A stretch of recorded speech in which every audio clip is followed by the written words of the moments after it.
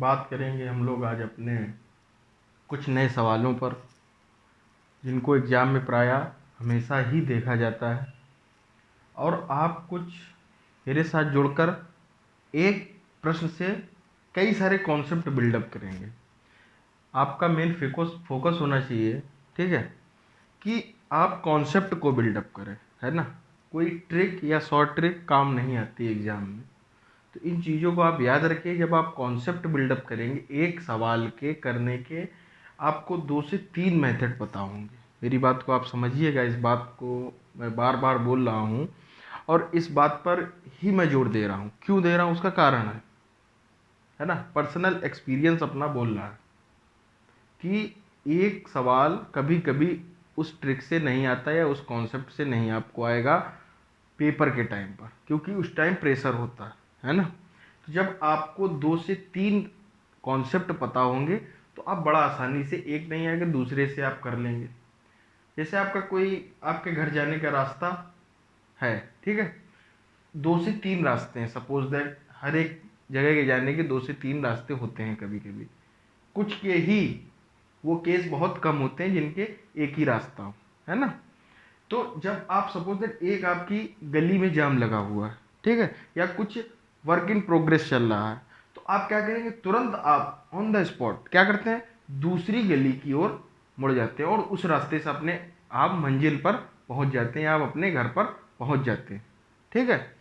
लेकिन अगर आपको वो रास्ता ही नहीं पता है तो आप क्या करेंगे, वहीं रुकेंगे, उसका इंतजार करेंगे, तब तक समय निकल जाएगा, है ना। समय भी तो इम्पोर्टेंट है।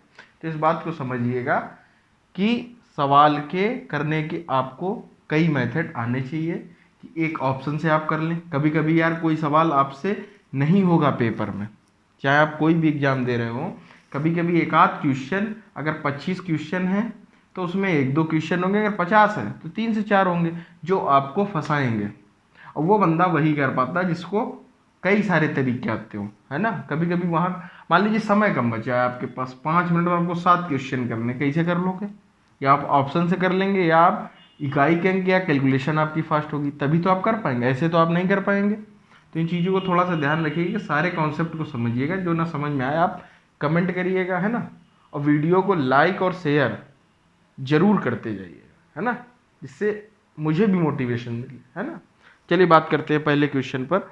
पहला क्वेश्चन उसने दे रखा है, अपनी स्क्रीन पर देखिएगा, कि यदि a प्लस बी अनुपात b प्लस सी अनुपात c प्लस a बराबर 6:7:8 है, तथा a प्लस बी प्लस सी इन्होंने दे दिया है कि a प्लस बी प्लस सी 14 है, तो c का मान बताइए। ठीक है, अच्छा सवाल है, करते हैं इसको। ये एग्जाम में आया हुआ है, आप लोग देख रहे होंगे, शायद स्क्रीन पर दिख रहा होगा कि 2 बार आया हुआ है, दिल्ली पुलिस और सीटेट में, है ना। एग्जाम ओरिएंटेड ही क्वेश्चन मैं करा रहा हूँ, कोई इधर से उधर नहीं होगा, ठीक है। a प्लस बी और उसने दे रखा है b प्लस सी सी प्लस ए, b प्लस सी और c प्लस ए प्लस बी प्लस सी और c प्लस ए, कितना दे रखा है, 6, 7 और 8। ये आपको उसने रेशियो में दे रखा है, ठीक है।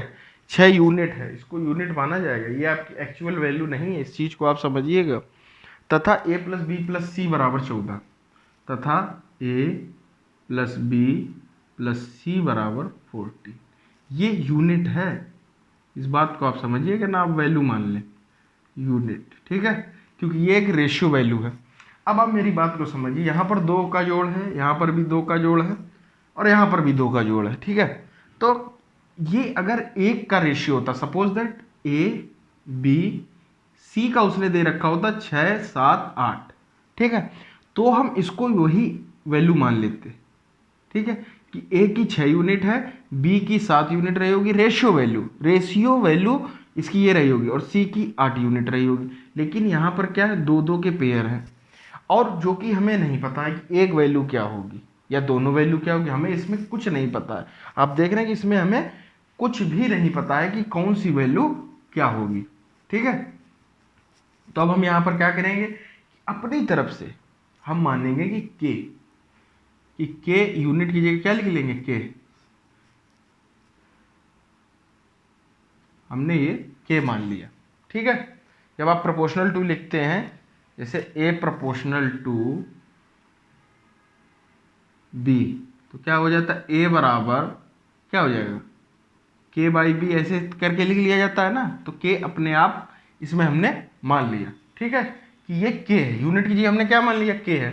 अब इनको हमने फर्स्ट इक्वेशन, सेकेंड और ये आपकी रही थर्ड, ठीक है, तीनों को क्या किया जोड़ दिया। तो जब आप जोड़ देंगे तो कुछ इस तरीके से पाएंगे 2a plus 2b plus 2c बराबर 7 6 13 8 21 के 21 के, ठीक है। यहाँ पर कितना आ गया 2a plus 2bc plus 2c बराबर 21 के। तो यहाँ पर वैल्यू कितनी निकल के आएगी a प्लस बी प्लस सी बराबर आ जाएगी 21 के बटे 2। पता चल जाएगी या नहीं, आप बोलेंगे हाँ पता चल जाएगी। अब हमें यहाँ पर a प्लस बी प्लस सी की वैल्यू दे रखी है, दे रखी है कि नहीं, कितनी दे रखी 14।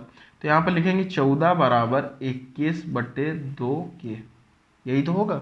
अब इसको काट देंगे, कितना हो जाए 7 दूनी 14 7 3 का 21, ये कितना हो गया के की वैल्यू आपकी आ गई 4 बटे 3।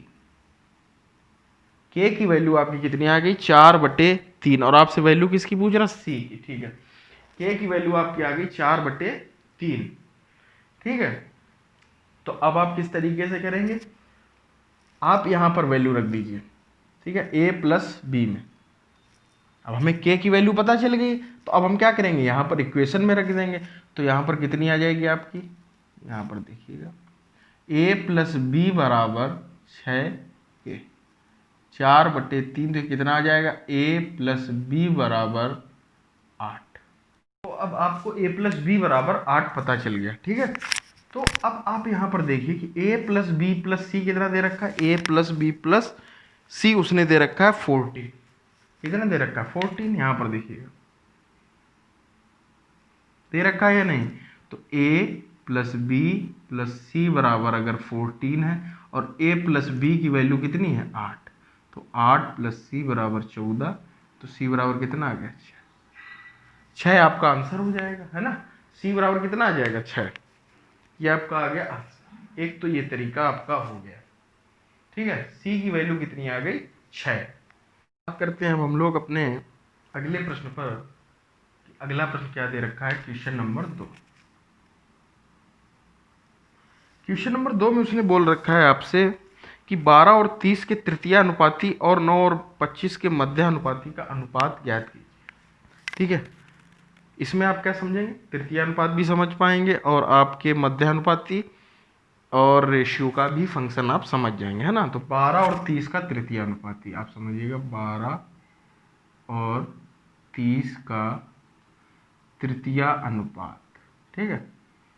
तो तृतीय अनुपात में क्या करते हैं, जो वैल्यू यहाँ पर लिखी उसको यहाँ पर और यहाँ पर कितना मान लेते हैं x, यही तो करते हैं। हमने आपको बता रखा पहले ही कि जो वैल्यू यहाँ पर दे रखी वो कहाँ रखते हैं ये, और हमने माना कि उसका तीसरा अनुपात क्या है x।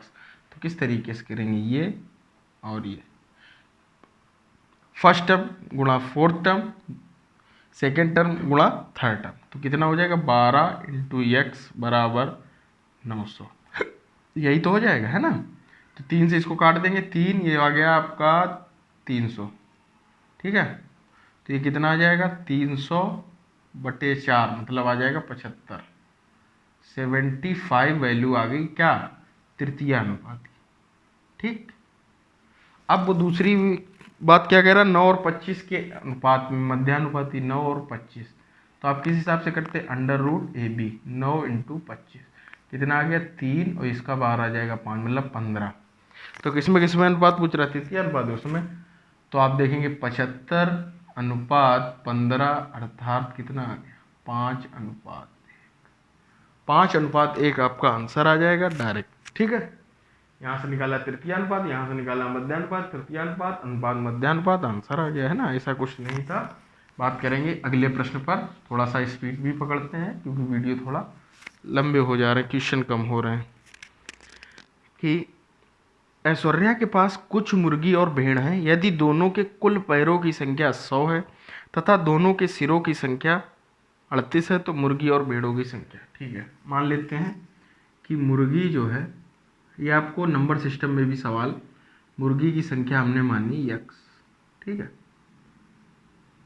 यक्स, और क्या है, मुर्गी है, और आपकी है भेड़। ठीक है, भेड़, भेड़ की संख्या कितनी होगी, वाई, ये हमने उसको मान रखा है। ठीक, अब मुझे आप एक जनरल सी बात बताइए, दोनों के कुल पैरों की संख्या 100, दोनों मुर्गी के पैर कितने होते हैं ये आप बताइएगा, थोड़ा सा सोचिएगा। सोचिएगा कि आपको पता ही होगा, मुर्गी के जो पैर होते हैं वो होते हैं 2, अर्थात ये कितने हो गए 2x, 2 पैर हैं, और मुर्गी की संख्या कितनी है x, तो कितने हो गए 2x। ठीक, तो जनरल सी बात है। प्लस भेड़ के पैर कितने होते हैं, आप बोलेंगे 4, कितने होते हैं 4। ठीक है, भेड़ के पैर कितने होते हैं, तो आप बोलेंगे 4, तो 4y। ठीक है, बराबर कितना दे रखा है 100, ये हमें पता चल गया पहली इक्वेशन। इक्वेशन बनाना ही इसका गेम। ठीक है, और फिर उसने कहा कि दोनों के सिरों की कुल संख्या 38 है, आपको दे रखा है कि दोनों के सिरों की संख्या कुल 38 है, अर्थात मुर्गी का भी एक सर होता है और भेड़ का भी एक सर है ना, रावण तो है नहीं कि 10 होंगे, तो x + y = 30, ये हो गया इक्वेशन। अब आप इसको इक्वेशन को हल करेंगे और आंसर आ जाएगा, या इसी को हल कर लेते हैं कि 2 का मल्टीप्लाई करना पड़ेगा, यहाँ 2x है, यहाँ x है, अर्थात इसमें गुणा कर दें, तो ये कितना होगा, वो ऐसा ही रहेगा, ये कितना होगा 2x + 2y बराबर, ये कितना आ जाएगा आपका 76। ठीक है, और यहाँ से आप क्या करेंगे, ये माइनस, ये माइनस, ये माइनस, ये खत्म। ठीक है, ये इससे गया तो कितना आ जाएगा 2y बराबर 100 में से 76 गया, कितना आ जाएगा 4 24। ठीक है, तो y की वैल्यू आ गई 12। y की वैल्यू अगर 12 है तो x की कितनी होगी, तो 38 से 12 घटा के कितना आ जाएगा बताइए आप, 6 26। x की वैल्यू उसकी आ गई 26, यही आ जाएगी कि नहीं। अब उसने जो बोला वो आप कर दीजिए, मुर्गी और भेड़ों की संख्या के अनुपात, तो मुर्गी x है अर्थात 26, मुर्गी 26 रेशियो 12, x रेशियो आपसे y पूछ रहा तो कितना आ जाएगा 13:6, आंसर आ जाएगा डायरेक्ट ही आपका आंसर, मुर्गी और भेड़ों की संख्या अर्थात x 26 और 12। ठीक, इस तरीके से बड़ा आसानी से सवाल आपका हो जाए, कोई दिक्कत आपको नहीं आने वाली है ना। एक आपको उसने सवाल दे रखा है कि संपूर्ण पृथ्वी पर जमीन से पानी का अनुपात 1:2 है। ठीक है, तथा उत्तरी गोलार्ध में यह अनुपात 2:3 है। समझिएगा, दक्षिणी गोलार्ध में जमीन का पानी से अनुपात। ठीक है, अच्छा सवाल है, इसमें थोड़ी सी आपकी जीके का भी नॉलेज मैं चेक करने वाला हूँ कि किस तरीके का आपका है। ठीक है, जीके पोर्शन यहाँ पर देखिए, संपूर्ण पृथ्वी पर जमीन से पानी का अनुपात देखिएगा, संपूर्ण पृथ्वी पर जमीन से पानी का अनुपात कितना दे रखा है उसने, जमीन से पानी का अनुपात, जमीन और पानी अनुपात उसने दे रखा 1:2। ठीक है, और फिर उसने दे रखा उत्तरी गोलार्ध में यह अनुपात, उत्तरी गोलार्ध में, उत्तरी गोलार्ध में यह अनुपात कितना दे रहा, 2:3 है, 2:3। और आपसे पूछ रखा है कि दक्षिणी गोलार्ध में कितना। अच्छा सवाल है, कितना होगा। ठीक है, जमीन में, जमीन और पानी मतलब संपूर्ण पृथ्वी का जो भार होगा वो 3 होगा, है ना, 3 होगा या नहीं, आप बोलेंगे हाँ होगा। ठीक है, 2 1 3, संपूर्ण पृथ्वी का जो भार है जमीन और पानी दोनों से मिलकर ही तो बनता है, तो अर्थात 3 होगा या नहीं, टोटल 3। लेकिन आपने जीके में एक चीज पढ़ रखी है कि उत्तरी गोलार्ध और दक्षिणी गोलार्ध में आधे आधे दोनों बटे हुए, कितने बटे हुए हैं, आधे आधे, आधे भाग में उत्तरी गोलार्ध और आधे भाग में इस तरीके से रहता है ना, उत्तरी गोलार्ध इधर हो जाएगा, इधर उत्तर दक्षिण, इस तरीके से उत्तरी गोलार्ध और ये दक्षिणी गोलार्ध, ये आधा इधर आधा इधर, इस तरीके से ये तो होता है। तो ये 3 है, तो ये अर्थात कितना रहा होगा 1.5, ये 1.5 रहा होगा कि नहीं, ये 1.5 रहा होगा, ये भी 1.5 रहा होगा, समझिएगा। लेकिन वो दक्षिणी गोलार्ध में जमीन का पानी से अनुपात पूछ रहा है। अच्छा सवाल है, लेकिन अब पता है दिक्कत कहाँ आएगी, आपको थोड़ा सा कैलकुलेशन में दिक्कत आएगी। क्यों आएगी वो भी मैं आपको बता रहा हूँ, क्योंकि इधर से आपको इधर बांटने में ये 1.5 दशमलव की चीज़ें, इसको अगर आप खत्म करना चाहें दशमलव को, तो आप क्या करिए, इस ये वैल्यू को 30 मान लीजिए, कितना मान लीजिए 30, इसको आप मान लीजिए 30, तो ये अपने आप कितना हो जाएगा 15 और ये भी 15, है ना, यही तो हो जाएगा, ये 15 और ये 15। ठीक, क्यों माना, क्योंकि हमें इसको बढ़ाना, तो जब ये 30 मान लिए 2 1 3 बराबर 30 के, तो ये कितना हो जाएगा 10 और 20। ये हम लोग अपने आप से चीज़ें कर रहे हैं, क्योंकि हम लोगों को दशमलव में कैलकुलेशन करने में थोड़ा सा समय लगेगा। मेरी बात को समझिएगा कि आपको दशमलव में कैलकुलेशन करने में थोड़ा सा समय लगेगा, इस वजह से हम लोग इस तरीके से करेंगे। ठीक है, तो 1:2 था, तो हमने उसको 10 और 20 लिख लिया, कोई फर्क नहीं पड़ता। ठीक है, रेशियो वैल्यू चाहे आप 100 200 लिख लें, कुछ फर्क नहीं पड़ने वाला। 1000:2000। ठीक है, जब काटोगे तो इनिशियल रेशियो इसका 1:2 ही रहेगा सदैव, है ना। तो यहाँ पर 30 हो गया, ये 15, तो ये 10 है, ये 20 है, तो यहाँ पर 15 है, तो 3 2 5, 5 बराबर 15 के, तो 1 बराबर 3 के, तो कितना आ गया, 2 बराबर कितने आ गया 6 के, और 3 बराबर कितना आएगा आपका 9 के। ये आ गया आपका 6 और ये आ गया 9, यही तो आपका आ गया 6 और 9। देखिएगा 6 और 9, ये आपका आ गया उत्तरी गोलार्ध में। ठीक है, तो ये संपूर्ण पृथ्वी है, ये उसका आ गया जमीन और पानी का रेशियो। ठीक, तो यहाँ जमीन का कितना है, तो आप बोलेंगे 10। ठीक है, कितना बोलेंगे 10। यहाँ पर देखिएगा आप, ये जमीन का कितना है 10, और यहाँ उत्तरी गोलार्ध में कितना है 6। तो बचा हुआ जो होगा वही तो दक्षिणी गोलार्ध में होगा भाग, तो कितना रेशियो बचा 4। 10 में से 6 का कितना बचा 4। और यहाँ पर देखिए पानी का अनुपात कितना है 20, और यहाँ पर उत्तरी गोलार्ध में कितना है 9, तो बाद बाकी जो बचा होगा वो कितना होगा, किसका होगा, दक्षिणी गोलार्ध में पानी का, 4:11। सीधे आपका आंसर आ जाएगा। उम्मीद करता हूँ कि आप लोग समझ गए होंगे। ठीक है, बाद बाकी आप अगर चाहते तो उसको ऑप्शन से भी कर सकते थे। किस तरीके से ऑप्शन हो जाता, क्योंकि 2 1 3, तो 1.5 अर्थात ये फैक्टर होना चाहिए कितने का 5 का, 5 का या 3 का, सॉरी 3 का, है ना, तो कोई फैक्टर नहीं है। अब देखिएगा पहला रेशियो कितना रहेगा 4 और 11 15, 3 1 4, 4 1 5, 7 4 11, सभी अभाज्य फैक्टर है। फैक्टर को समझिएगा, क्योंकि यहाँ पर 3 था, यहाँ पर 1.5, तो ये भी 1.5, तो इनका रेशियो तो 1.5 ही हो गई। ये देखिए आप 15 15 30 15 15, है ना, क्योंकि जो संपूर्ण पृथ्वी होती है वो उत्तरी गोलार्ध दक्षिणी गोलार्ध के आधे आधे भाग में बढ़ती, उसी कॉन्सेप्ट से ये सवाल लगेगा। इसमें आपकी थोड़ी सी जीएस भी चेक कर लिए, है ना। तो आज के लिए इतना ही रखते हैं, मिलते हैं अगले वीडियो में।